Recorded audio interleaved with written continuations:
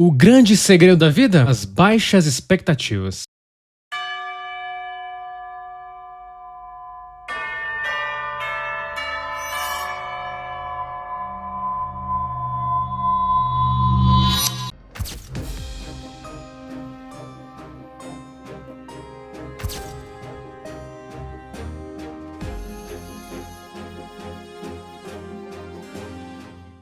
É a primeira vez que eu falo de Chainsaw Man aqui no canal. É um anime que traz alguns pontos bem interessantes, apesar do anime não ter esse propósito em si. Tudo isso é bem exemplificado no personagem Denji, o protagonista dessa história. Basicamente, a história desse anime se passa em um mundo onde os demônios surgem do medo dos humanos. Esses demônios são ameaças aos humanos, porém os humanos podem fazer contrato com eles em busca de poderes e benefícios, mas sempre com um custo embutido. E é nesse mundo que vive o Denji, um garoto com uma vida bem difícil. Mas bem difícil mesmo, porque além dele viver nesse ambiente caótico, ele vive sozinho, ele não tem muitos recursos e ainda por cima herdou uma enorme dívida de seu pai. Seu pai que tinha tirado a própria vida e acabou deixando todos esses débitos para o Denji. E a lição de Denji é sobre como nossa percepção, como as coisas que agradam a gente vão mudando com o tempo, de acordo com nossas necessidades. O ser humano é complexo. Não fomos programados para ter alegria sempre, ou estar contente, ou estar com bem-estar o tempo inteiro. É impossível e nem seria bom se isso acontecesse. E há uma razão simples para isso. Como cita o psicólogo Roy Baumeister, se a satisfação e o prazer fossem permanentes, haveria pouco incentivo para continuar buscando mais benefícios ou avanços. Em outras palavras, sentir-se contente o tempo inteiro não é bom para a nossa espécie. Os nossos ancestrais trabalharam e se esforçaram muito e evoluíram justamente porque se sentiram perturbados em algum momento, com alguma coisa. E assim continuamos até hoje. A questão é que hoje é bem mais complexo porque nos preocupamos com coisas que não tem muito sentido, preocupamos com coisas ou com problemas que não existem, mas enfim, aí é pra outro vídeo. E o Denji vai usando de várias maneiras, inclusive maneiras radicais, para pagar essas dívidas e vendendo partes de si mesmo, o que fez ele ser meio que mutilado. Então tudo isso tornou a vida do Denji ainda mais complicada, com uma falta de sentido e com uma perspectiva muito baixa. O ponto é que, de certa forma, existe vantagens em diminuir as expectativas sobre a vida. Isso parece ser contraditório, mas faz muito sentido. O professor de psicologia Hubert Rutledge fez um estudo onde os participantes tiveram que tomar decisões que levaram a ganhos ou perdas financeiras. Tudo isso dentro de uma máquina de ressonância magnética funcional. A lição foi que não importava o quanto os participantes ganhassem, o que importava eram suas expectativas. Como explica o pesador e psicólogo, expectativas mais baixas tornam mais provável que um resultado exceda essas expectativas e tenha um impacto positivo na felicidade. E o Denji tinha, de fato,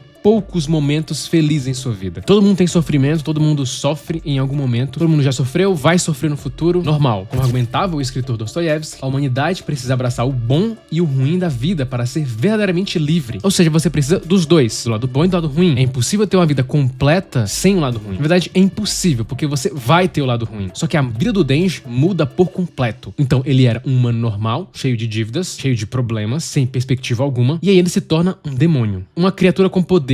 Além disso, ele entra para uma organização que tem como objetivo caçar demônios. Só que essa organização também usa demônios, ou fazem contratos com eles. E ele acaba aceitando entrar para essa organização e meio que aceita ser um demônio domesticado. E ele nem pensa muito se vai compensar ou não, ele simplesmente aceita. Aquela realidade não poderia ser pior do que o que ele já estava vivendo. O motivo é que o mundo dele já era baseado muito em estresse e sofrimento. Então qualquer coisa a mais, qualquer coisa que tirasse ele um pouquinho desse sofrimento, já era muito valioso para ele. O Denji queria coisas simples, como um teto, um sanduíche de geleia ou apenas um afeto de uma mulher e alguns outros desejos aí, né? E de fato, quando estamos acostumados com pouco, exigimos pouco e aceitamos pouco também. Então, devido a esse contexto, o Denji aceitava coisas simples da vida. Isso não é necessariamente ruim. E é nessa organização que ele cria uma idealização pela máquina. Ele meio que sentia que a necessidade de afeto dele poderia ser preenchida através dela. O Denji cita que queria apenas sonhar. Ele cita exatamente essas palavras. E aí, teoricamente, surge o ponto negativo que a máquina se aproveita disso. Ela sabe que ele aceita pouco, ela sabe que qualquer coisa é algo muito grandioso pra ele, e ela cita que ele é meio que uma espécie de cachorro dela. E o Denji aceita isso de maneira fácil. Afinal, que a vida poderia entregar mais pra ele. Então ele ser domesticado era um custo, mas pra ele era um custo muito baixo. Só que sim, se contentar com pouco pode ser uma espécie de antídoto para driblar a insatisfação. Da perspectiva budista, sofremos porque ficamos presos em um estado perpétuo de perseguir desejos e vontades. Quando não obtemos o que desejamos, sofremos insatisfação. No entanto, isso é fundamental. Mesmo quando obtemos o que queremos e desejamos, rapidamente nos adaptamos a qualquer coisa e retornamos aos níveis básicos de felicidade ou infelicidade. Assim, voltamos a procurar outra coisa de novo que possa trazer felicidade pra gente. E assim ficamos em um loop. Dessa forma podemos sofrer querendo conseguir o que queremos. Então perseguir desejos constantemente pode fazer você cair numa espécie de beco sem saída psicológico. É como se estivéssemos tentando encher um balde de água de felicidade. Só que nesse balde existem furos. Ou seja, quanto mais a gente coloca a felicidade, ela não se retém ali. Ela fica um tempinho, depois se esvai. E assim procuramos mais água fora. Então perseguir a felicidade é como se você perseguisse um arco-íris. Você nunca vai encontrá-lo totalmente. Então até o Denji estava criando alguns prazeres que ele queria e imaginava esses prazeres, só que ele não percebia que isso não seria o suficiente. E que à medida que ele fosse alcançando esses pequenos prazeres, ele iria querer mais. Em seu livro The Molecule of More, os autores Daniel Lieberman e Michael Long detalham as maneiras pelas quais o neurotransmissor dopamina regula o prazer e a recompensa. Uma vez que essa experiência não é mais nova, não vemos mais a dopamina sendo liberada da mesma maneira. É por isso que Lieberman e Long chamam a dopamina de a molécula do mais. Uma vez que as experiências prazerosas se tornam comuns e rotineiras, a dopamina não é mais acionada como antes. Então somos forçados a buscar mais. Então percebe que o nosso cérebro de alguma forma não foi projetado para ter prazer o tempo inteiro? É simplesmente impossível, porque precisamos da dopamina e ela não é liberada de forma crescente de acordo com o prazer que você vai ganhando. E aí teremos que buscar uma nova maneira de obter prazer da mesma maneira que antes. E aí precisamos fazer mais, mais e mais. O Denji, a partir do momento que ele começa a desejar coisas, ele vai percebendo que precisa desejar mais. Porque ele tem uma ideia bem distorcida de que quando ele obter tal coisa, ele não vai sofrer mais, ou vai ser uma alegria muito grande. E aí ele começa a se frustrar demais. Então o garoto de antes, que era acostumado com qualquer coisa, percebe que o qualquer coisa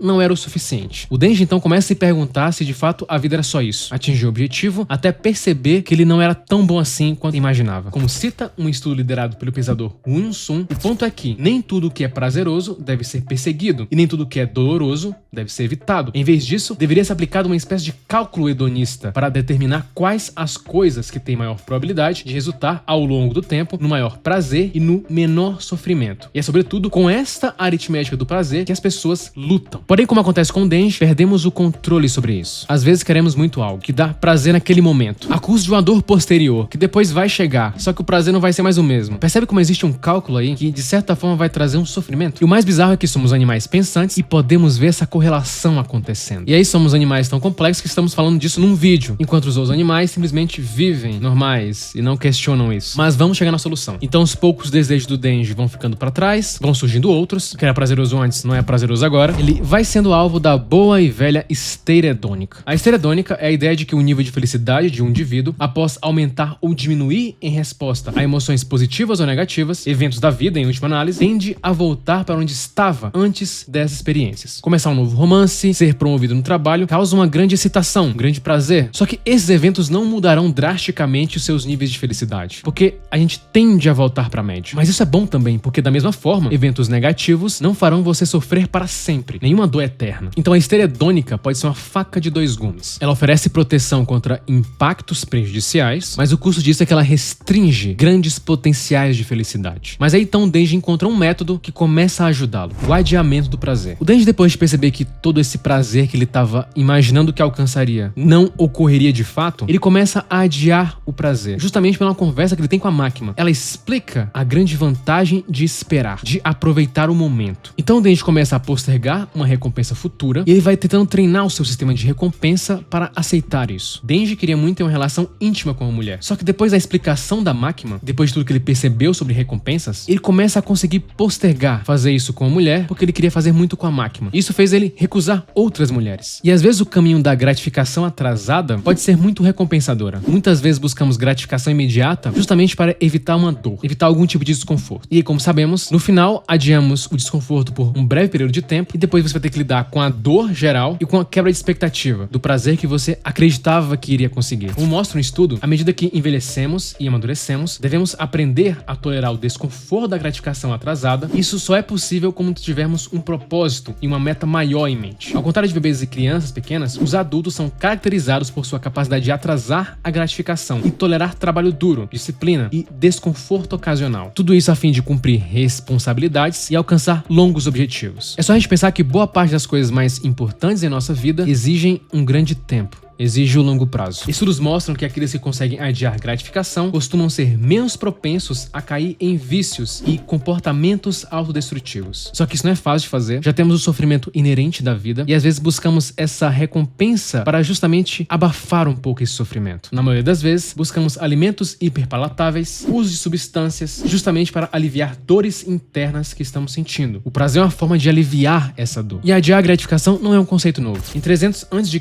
Aristóteles viu que a razão pela qual tantas pessoas eram infelizes era justamente o fato de elas confundirem prazer com felicidade verdadeira. O Denji queria se sentir bem, e ele tinha certeza claramente que se ele fizesse tal coisa, ele iria começar a se sentir bem. Ele percebeu que não era isso. Então com isso ele encontrou essa gratificação tardia, que de certa forma ajudou ele. Então quando puder, adie a gratificação. Não precisa ser todas, obviamente. Faça isso porque o seu cérebro funciona dessa forma. Muitas coisas boas só acontecem com o tempo. Então faça isso, porque grandes coisas acontecem para aqueles que esperam. Curta, se inscreva e compartilhe. É apenas o começo.